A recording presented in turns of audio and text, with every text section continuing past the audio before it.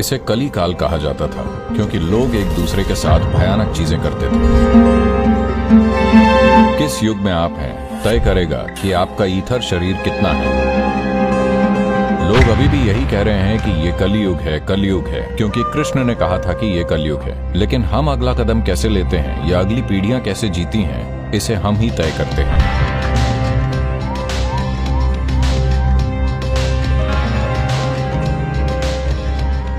तो ये सारी बात चल रही है कम से कम न्यूज चैनलों पर तो कि ये कलयुग है, कलयुग, क्योंकि कृष्ण ने कहा था कि ये कलयुग है।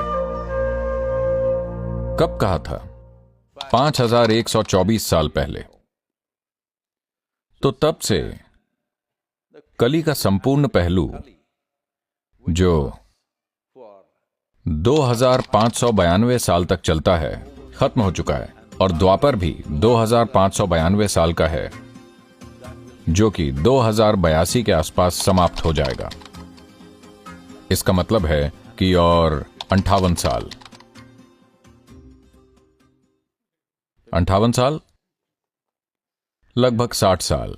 अगर आप 60 साल और जीते हैं तो आप त्रेता युग देखेंगे। इसका मतलब यह नहीं है कि एक दिन अचानक ये त्रेता बन जाएगा। देखिए, जब हम सर्दी कहते हैं तो इसका मतलब यह नहीं है कि अचानक एक दिन सर्दी आ गई, आहिस्ता आती है। गर्मी, ऐसा नहीं है कि एक दिन अचानक गर्मी आ गई, यह धीरे धीरे होता है। तो जिसे आप युग कह रहे हैं वो एक तरह से एक अधिक विशाल मौसम है। मौसमों का एक बड़ा दौर है। मौसमों में, सर्दियों में पेड़ एक तरह से होते हैं, जानवर एक तरह से होते हैं, वसंत में वो दूसरी तरह से होते हैं, गर्मियों में और अलग तरह से होते हैं। इसी तरह इस धरती पर जीवन इन अलग अलग युगों में अलग अलग तरह से होगा क्योंकि ये मौसमों का एक सुपर सिस्टम है। तो कली वो समय है दीर्घवृत्तीय चक्र के सबसे दूर के छोर पर होते हैं। उस वजह से इसे देखने के कई तरीके हैं। एक महत्वपूर्ण बात यह है कि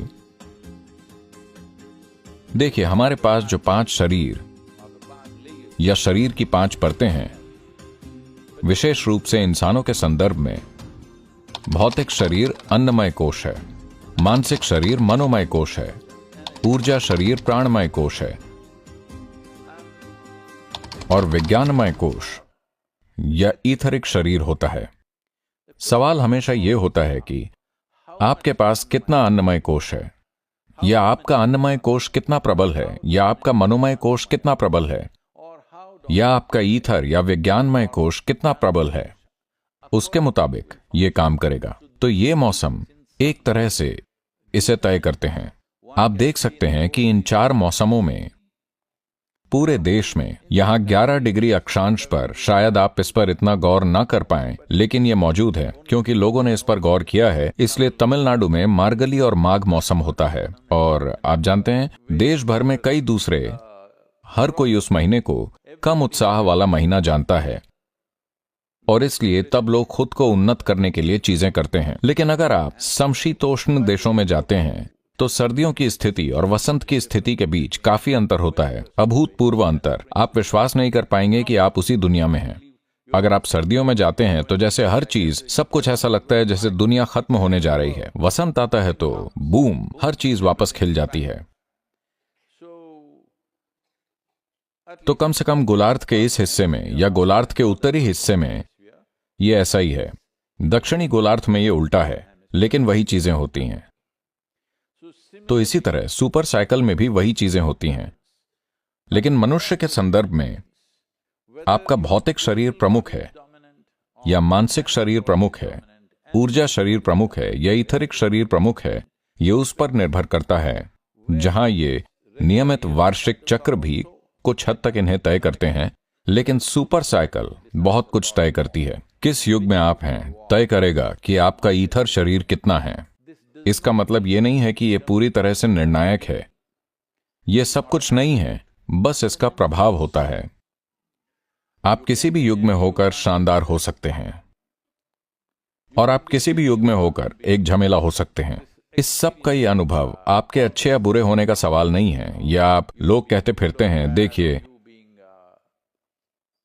जिस पल आप किसी चीज के बारे में पूर्वाग्रह रखते हैं तो कोई व्यक्ति पापी बन जाता है और कोई व्यक्ति संत बन जाता है। यह कैसे होता है? आप कुछ मूल्य निर्धारित करते हैं, अगर कोई उस पर खरा नहीं उतर पाता तो वो पापी है, अगर कोई उस पर खरा उतरता है तो वो संत है। लेकिन ये मूल्य अलग अलग जगहों में, युगों में, समय समय पर बदलते रहते हैं। ये बदल रहे हैं, वो महत्वपूर्ण नहीं है। महत्वपूर्ण बात यह है कि हम समझते हैं कि जब हम यहां हैं तो हम जो हैं, हम अपने भीतर जो कर रहे हैं, हम उसका परिणाम हैं।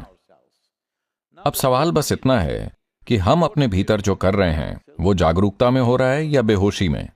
अगर हम जागरूकता में कर रहे हैं तो परिणाम वैसा ही होगा जैसा हम चाहते हैं।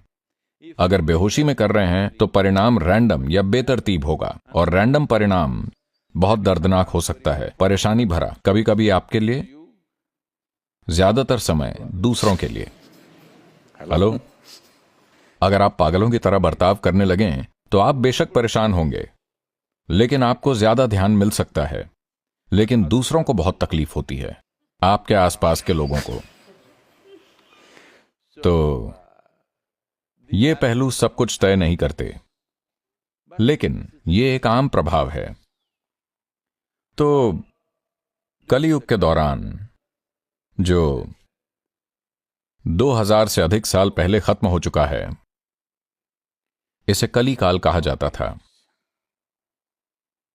क्योंकि लोग एक दूसरे के साथ भयानक चीजें करते थे। उसमें न केवल भयानक चीजें की गईं, उन्होंने इसे बड़े पैमाने पर किया। इसका मतलब यह नहीं है कि हमने द्वापर युग में भयानक चीजें नहीं की, हमने भी की, लेकिन फिर भी वो सामान्य नहीं है। कम से कम हम जानते हैं कि वो गलत है। यही बड़ा अंतर है। अगर आप कुछ भयानक कर रहे हैं तो कम से कम आप जानते हैं कि यह नहीं करना चाहिए। अगर आपको लगता है कि यह सही चीज है, तब यह अलग मामला है, क्योंकि फिर सुधार की कोई गुंजाइश ही नहीं है। वो दुनिया का तरीका बन जाएगा, जो जैसा कि अतीत में था। कई चीजें जो हमें मनुष्य के कर सकने के लिए असंभव लगती थीं, आमतौर पर अतीत में की गईं, और उन्हें सही काम के रूप में स्वीकार किया गया। तो हमें इसका इंतजार नहीं करना है। देखिए, इसने इंतजार नहीं किया, अभी गर्मी नहीं आई है, लेकिन यह हमें पहले से ही पसीना दे रही है। क्यों ना हम भी समय के एक कदम आगे रहें? हेलो। तो इसलिए यह बहुत महत्वपूर्ण है। पिछली पीढ़ियों ने किसी चीज के लिए नींव रखी है या नहीं, वो तय करता है कि अगली पीढ़ी कितना निर्माण करेगी, है ना? यह घर के लिए लागू होता है, यह राष्ट्र के लिए लागू होता है, यह आपकी चेतना के लिए लागू होता है। लोगों ने कितनी नींव बनाई है, वो तय करेगा कि आने वाली पीढ़ियां कितना करेंगी। तो समय के लिहाज से हम यहां पर हैं। हो सकता है कि हम उस शानदार महल को न देख पाएं जो इसके ऊपर बनाया जाएगा, लेकिन कम से कम आपने नींव तो बनाई, और शायद आपने एक काल्पनिक कमरा भी बनाया और उसका आनंद भी लिया। छोटा सा महल जिसकी हम कई तरह से शुरुआत कर रहे हैं। बहुत सारे लोग प्रचार करते रहते हैं, जीवन दिन ब दिन बदतर होता जा रहा है, दिन ब दिन बदतर होता जा रहा है। लेकिन कृपया इस चीज पर गौर करें, 500 साल पहले लोग यहां कैसे रहते थे, आज हम कैसे रह रहे हैं। क्या हर चीज बेहतर नहीं है? खासतौर पर महिलाएं। आपको जोर से हां कहना होगा, क्योंकि इस धरती पर महिलाओं के लिए जीवन कभी भी इतना अच्छा नहीं रहा है पूरी दुनिया में।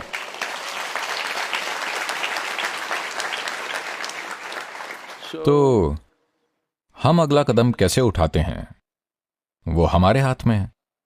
हम इस तरह इसलिए हैं क्योंकि किसी ने कुछ बुनियाद बनाई है, तो हम इस स्थान पर आए हैं। लेकिन हम अगला कदम कैसे बनाते हैं, या अगली पीढ़ियां कैसे जीती हैं, यह हमारे द्वारा तय होता है। तो ऐसे समय में, जब मैं कहता हूं ऐसे समय में, जब हम एक युग से दूसरे युग में जा रहे हैं, जब मौसम सर्दी से वसंत में बदल रहा हो, तो हमें खिलने के लिए तैयार रहना चाहिए। हेलो। कई मायनों में हम जिस दौर में हैं वो बहुत महत्वपूर्ण है, क्योंकि शायद मैं इसे नहीं देख पाऊंगा, मैं इसे नहीं देखूंगा, लेकिन आप में से कई युवा लोग इसे देखेंगे कि हम द्वापर युग से त्रेता युग में जा रहे हैं।